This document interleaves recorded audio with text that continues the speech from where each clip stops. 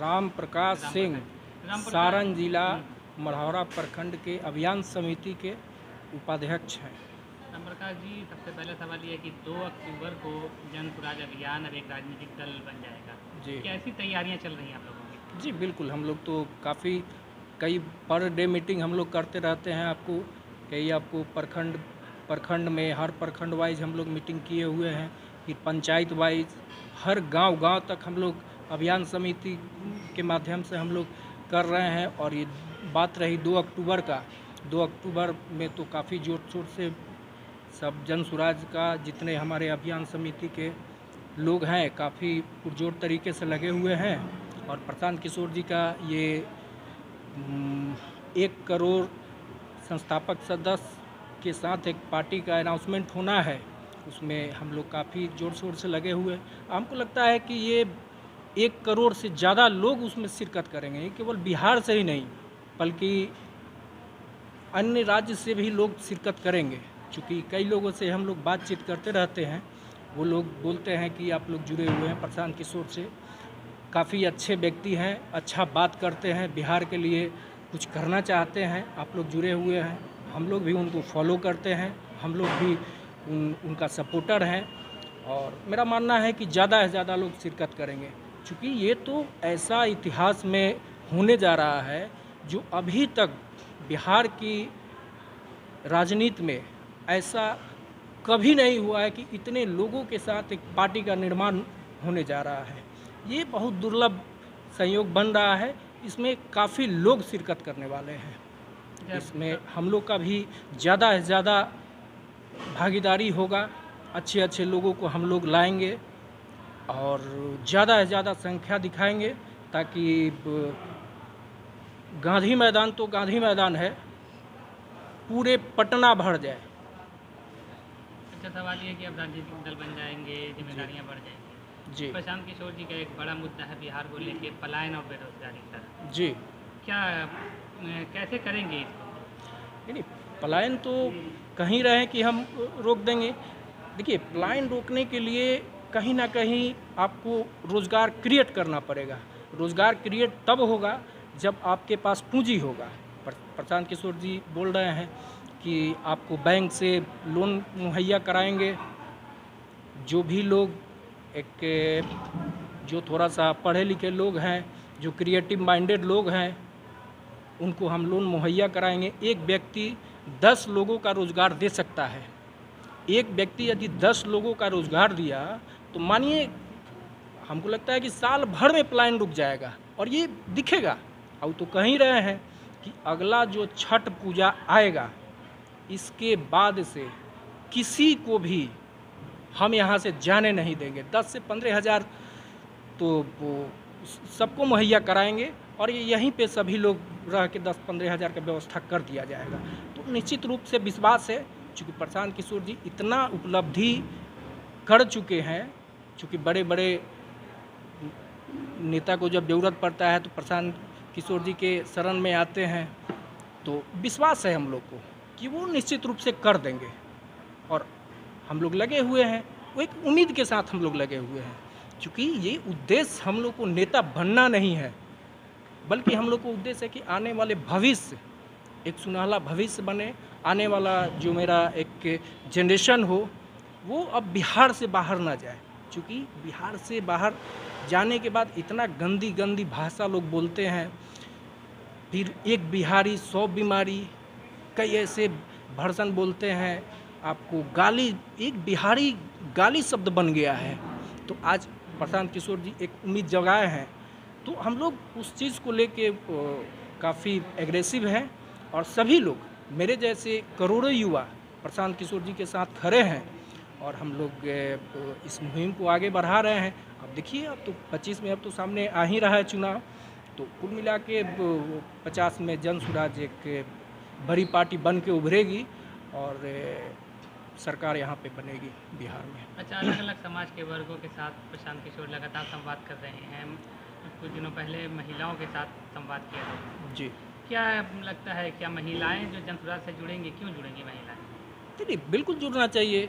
हम लोग तो देख रहे हैं कि इतना ज़्यादा से ज़्यादा भागीदारी महिलाओं का है इस जन सुराज में। चूँकि कई पदाधिकारी हमारे सारण जिला से हैं, मढ़ौरा से हैं, तो काफ़ी बातचीत उन लोग से होते रहता है। वो लोग का एक ही मुद्दा है कि ऐसा कोई भी नेता अब तक नहीं मिला था। यदि प्रशांत किशोर जी बात कर रहे हैं, हर वर्ग के लोगों का बात कर रहे हैं, वो केवल महिला ही नहीं है, महिला का बात कर रहे हैं, आपको हर समाज हर धर्म के लोगों का चर्चा कर रहे हैं। और बात रही महिला का, तो महिला को तो बोले हैं कि 40 सीट हम बिहार में देंगे, तो निश्चित रूप से उन लोग को मिलेगा।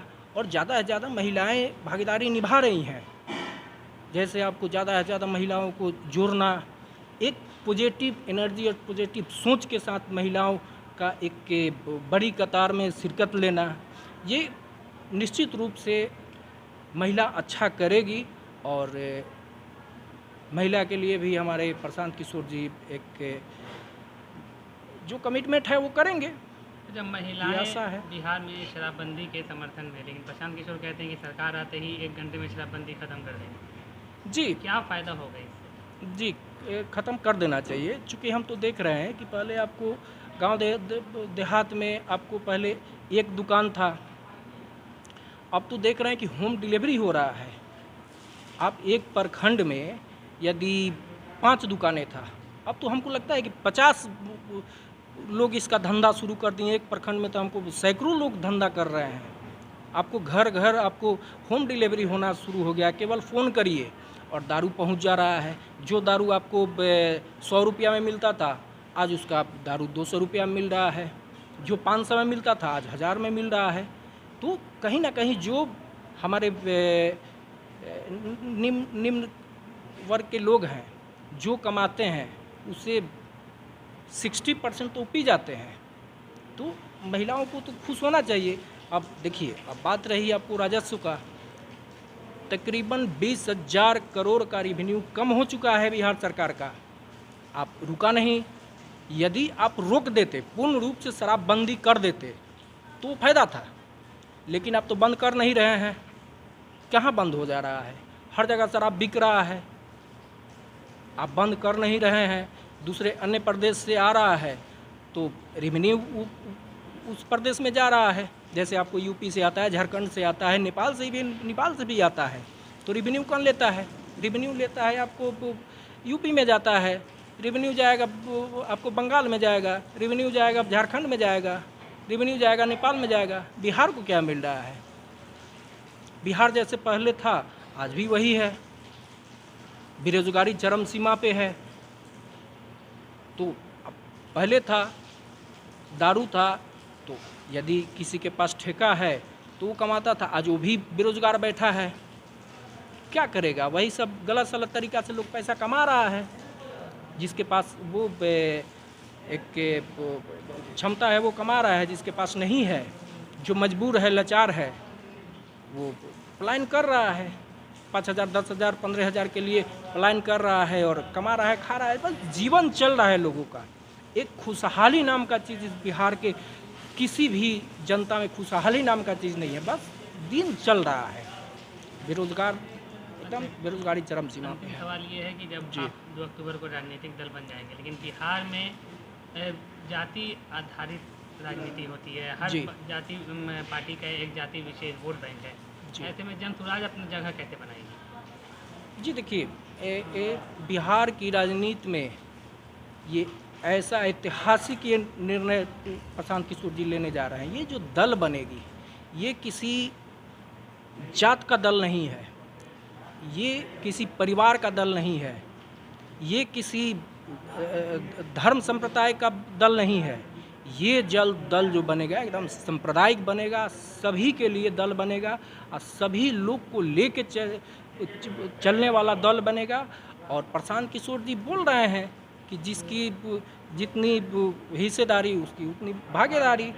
तो इसमें कहीं कोई दिक्कत नहीं है। अब तो हम लोग के कई बापू सभागार में हम लोग शिरकत किए हुए हैं और वहाँ पे सब चर्चाएं होती रहती है। तो चर्चा में जब आपको कुछ भी करना है तो पहले समर्थन लेते हैं जनता से कि जनता का क्या मूड है, क्या जनता बोल रही है। जब बात आई संगठन में जगह देने का, तो अंतिम पावदान पे हमारे दलित समाज का लोग बैठे हुए हैं, उनको सबसे पहले मौका दिया गया है। हम लोग ये केवल आपको प्रदेश का बात नहीं है, आपको जिला में चल जाइए, प्रखंड में चल जाइए, उन लोग को पहले भागीदारी मिल रहा है। तो जो व्यक्ति लाचार है उसको भागीदारी दे रहे हैं, तो ये यहाँ पे वोट बैंक की कहाँ बात आ रहा है। आप प्रशांत किशोर जी तो कह रहे हैं कि आप अपने बच्चों के लिए वोट करिए, आप अपने बच्चों के भविष्य के लिए आपको वोट करिए, बेरोजगारी ख़त्म करने के लिए वोट करिए, आप रोजगार के बाद जो कर रहा है उसके लिए वोट करिए। तो यहाँ वोट बैंक का बात कहाँ चल रहा है। यहाँ तो सब कोई अपने लिए वोटिंग करने जा रहा है इस बार। तो निश्चित रूप से ये समीकरण ध्वस्त होगा और एक बड़ी पार्टी बन के जन स्वराज उभरेगी और ये सरकार निश्चित है कि आपको 25 में नेतृत्व करेगी। आप जन स्वराज में आए, क्या मंशा भी है कि चुनाव में आपको जन स्वराज से मौका दिया जाए खड़े होने के लिए, ऐसा भी कुछ आपका सोच है? देखिए, वो पल आएगा तो उस पल को हम लोग स्वागत करेंगे, क्योंकि जब आप आगे बढ़े हुए हैं, आप कुछ करना चाहते हैं, तो जब तक आपको एक जगह नहीं मिलेगा तब तक आप कुछ चाह के भी कुछ नहीं कर पाएंगे। क्योंकि जब तक आपको एक रास्ता नहीं मिलेगा, उस रास्ते पे आप या तो पैदल चलिएगा, दौड़ लगाइएगा, या फिर कैसे चलिएगा। तो जब तक आपको एक ट्रैक नहीं मिलेगा तब तक आप कैसे दौड़ लगा सकिएगा। तो निश्चित रूप से उस पल को हम लोग और उस निर्णय को स्वागत करेंगे, और जो कुछ करना है तो स्वागत करना पड़ेगा। तो निश्चित रूप से हम लोग बनेंगे। धन्यवाद। आपका बहुत बहुत धन्यवाद। Thank you. आपके श्रोता को भी बहुत बहुत धन्यवाद, आप लोग को भी बहुत बहुत धन्यवाद।